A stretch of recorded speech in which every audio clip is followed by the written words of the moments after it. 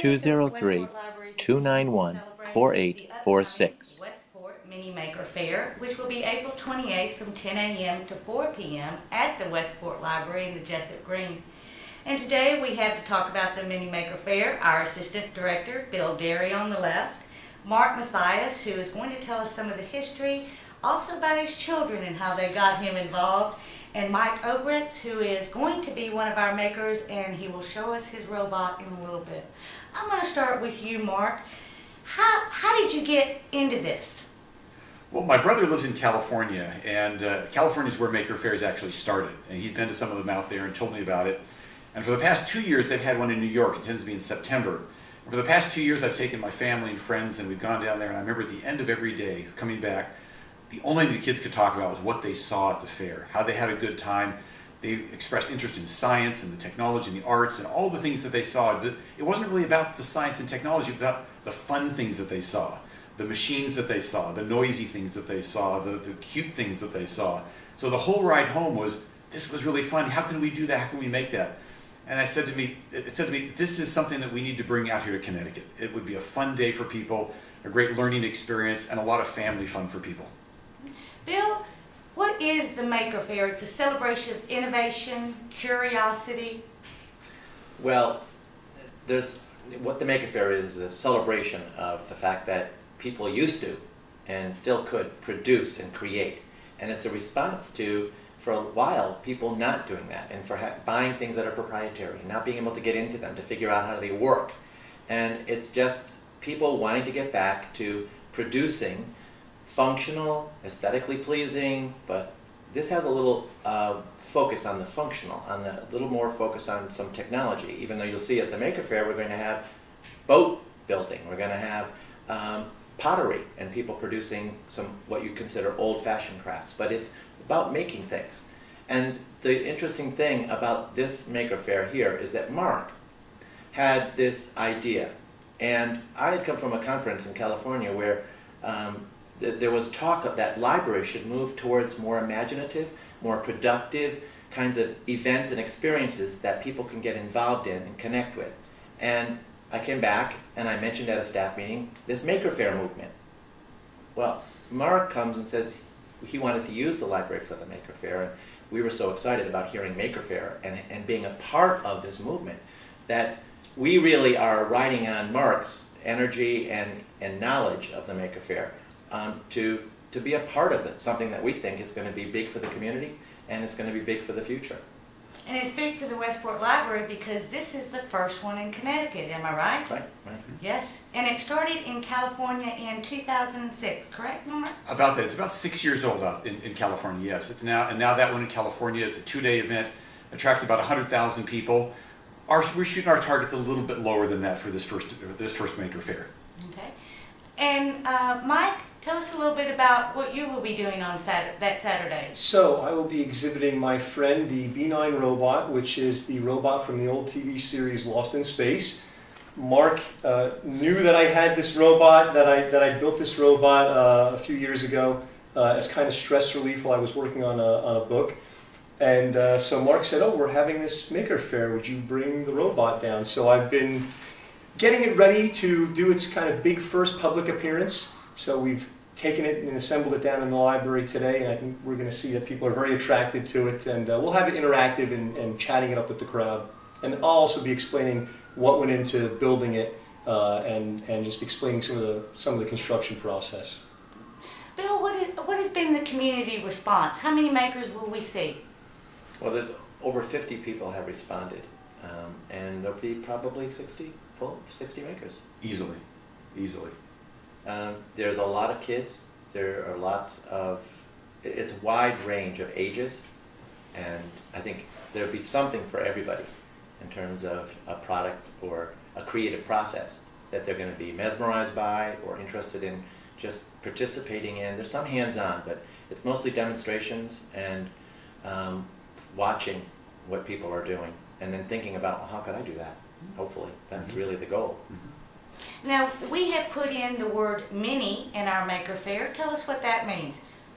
Well, the company that actually has the name Maker Faire is called O'Reilly Media. And we've actually licensed that name, and they have what they call their World Maker Fairs. The one they have in California, the one they have in New York, I think they have one in Detroit, and they're expanding around the world. And all of these, there are 50 mini maker fairs going on around the world this year. They're all independently community-oriented maker fairs that are put on by people like us that get involved with other organizations. And it's a very popular thing to do. People get excited about it. It's a fun thing to do. It's a great community event, and it allows people to connect up and share and learn and have a good time. So it's getting back to the basics of do it yourself. It is. And I want to comment on that. Well, something that has always impressed me about these is people oftentimes read about something. They see it in a book. They see it on television. They see it on a computer and the internet. Maker Faire is an opportunity for people to actually talk to the people who have built a robot and say, how did you do that? Can you show me what's inside the robot? Or how did you make this particular piece of art? Can you show me how to do this? Can I try that? And this is an opportunity face-to-face. It really personalizes this type of experimentation and exploration for kids and adults. And it demystifies it. It makes it achievable because you're talking to the people who are the makers. They'll answer your question. They'll talk to you or your kids or your family. And it becomes real. It becomes possible. And that's such a great motivator for people to see that, if he can do it, so can I. And it's that kind of motivation we want to instill in people. Now, your 6-year-old was interested in a marshmallow shooter. Is that what you said? That's right. Last September at the Maker Faire in New York, actually he'd seen it the previous year when he was 5. One of the biggest booths they had there was a marshmallow shooter. And it was a bunch of PVC pipe that you put together, and then you put these mini marshmallows in it, and you blow it, and it's kind of like a dart gun, if you will, but with marshmallows. And my son came home from there and he said, Dad, we have to have my next birthday party as a marshmallow shooter birthday party. And so last December, we invited 15 of his closest buddies over, and we gave them bags of PVC pipe that we'd pre-cut for them. The kids put them together. They gave them a bag of ammo. That ammo was about a dozen mini marshmallows. And they ran around the backyard and they shot marshmallows at each other. It was a great day. My son was so happy with that. Okay, and so you are bringing this to all the kids of Westport and beyond. Yeah, well, certainly we're going to try and focus on Fairfield County. That's the area that we're in, and we've got people from around the area, some from New York, but those are pretty much the farthest people are coming. But a lot of it's local stuff. I mean, most of the people are right here in Westport, Weston, Wilton. I have some Bridgeport people coming. But it's very community-based. Most of the people you're going to see are from certainly within driving distance of Westport. I think sometimes you also see the different personalities of people. You see them at work, or you see them as friends, but then to find out how their mind works with their hands is also fascinating. Yeah, the skills that people have, sometimes you never know until you see them doing these sorts of things. Or people develop an interest. There are a number of things that people, in fact, I was just talking to a person on the phone today who's going to be here. He's a wood carver. And he saw some wood carving a few years ago, and he just took it on as a hobby. And he's now been doing it for about 15 years. And it's just something that he saw someone else doing it. To my point earlier, it personalized it. It said this person was showing him how to do it, and he said, let me try that. Show me some ways to do that, some techniques.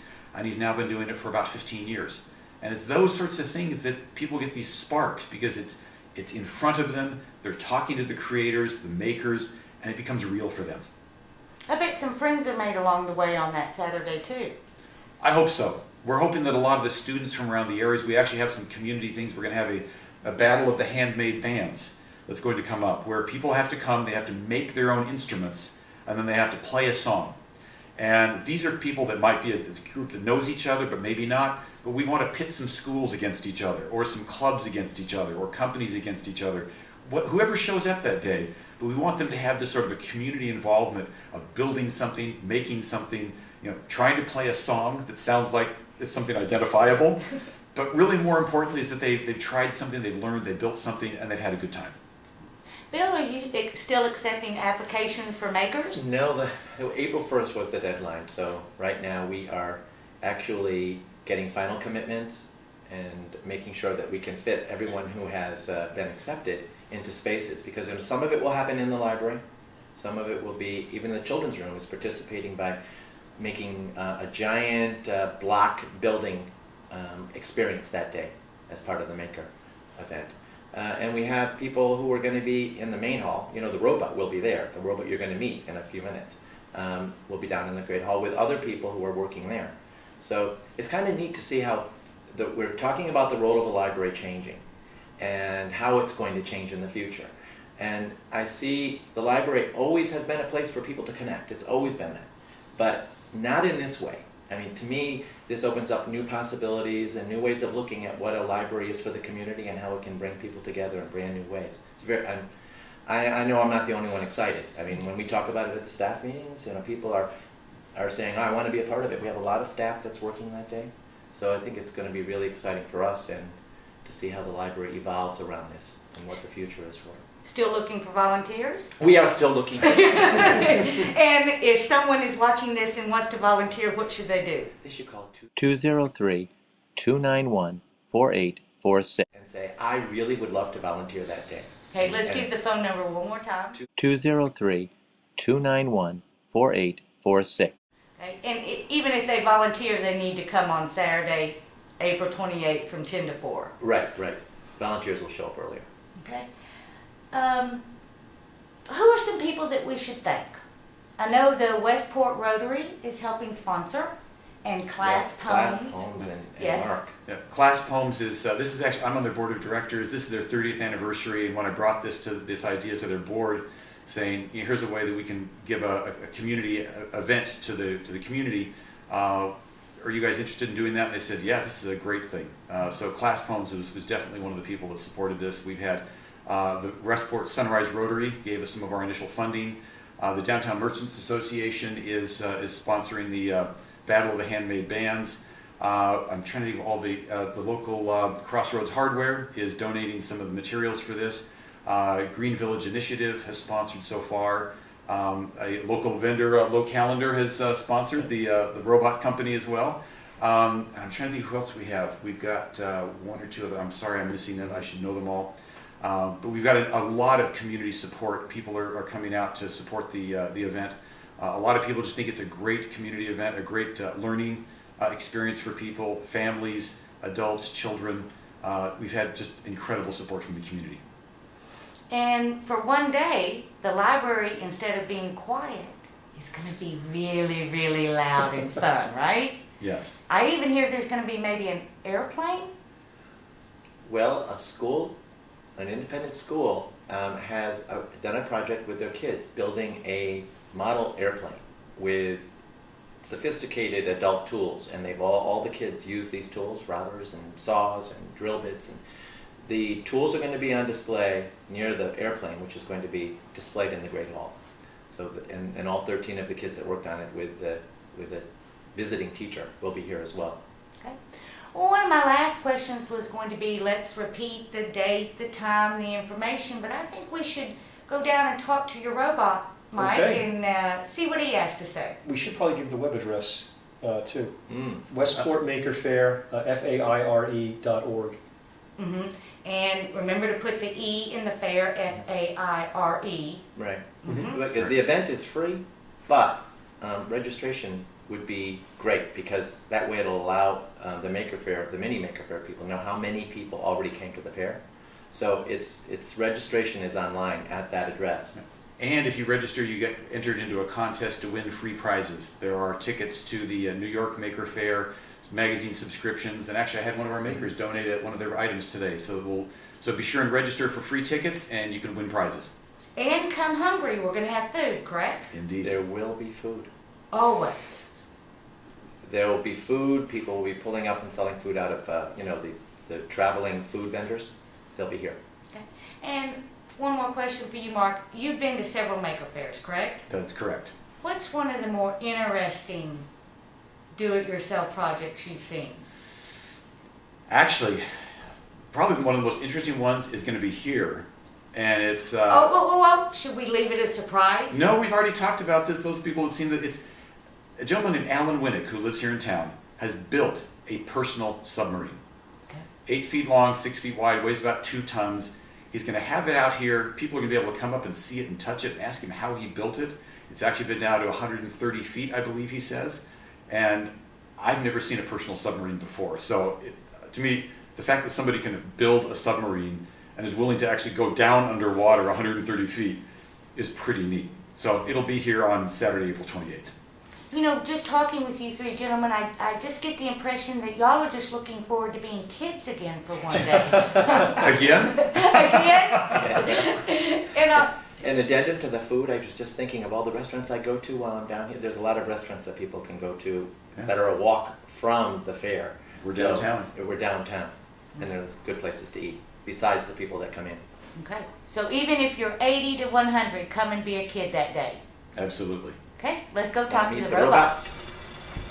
Hi, I'm Mark. Hello. I think I've seen you around here. Who are you? I was very famous at one time. Everyone knew me and adored me, the robot from Lost in Space. Now I am retired, and I just stand here most of the time and look really cool. You know, we're having a Maker Faire coming up here in a few weeks. Do you know what day that is? Saturday, April 28th, 10 o'clock to 4 o'clock. That's great. Are you ready to come to the Maker Faire? All my circuits are functioning perfectly. Is there anything else you'd like to add before we go back to our room? Well, excuse me. For any of you that want to come to the Maker Faire, go to www.westportmakerfaire, that's Faire.org. That's www.westportmakerfaire.org. We'll see you on April 28th. Goodbye.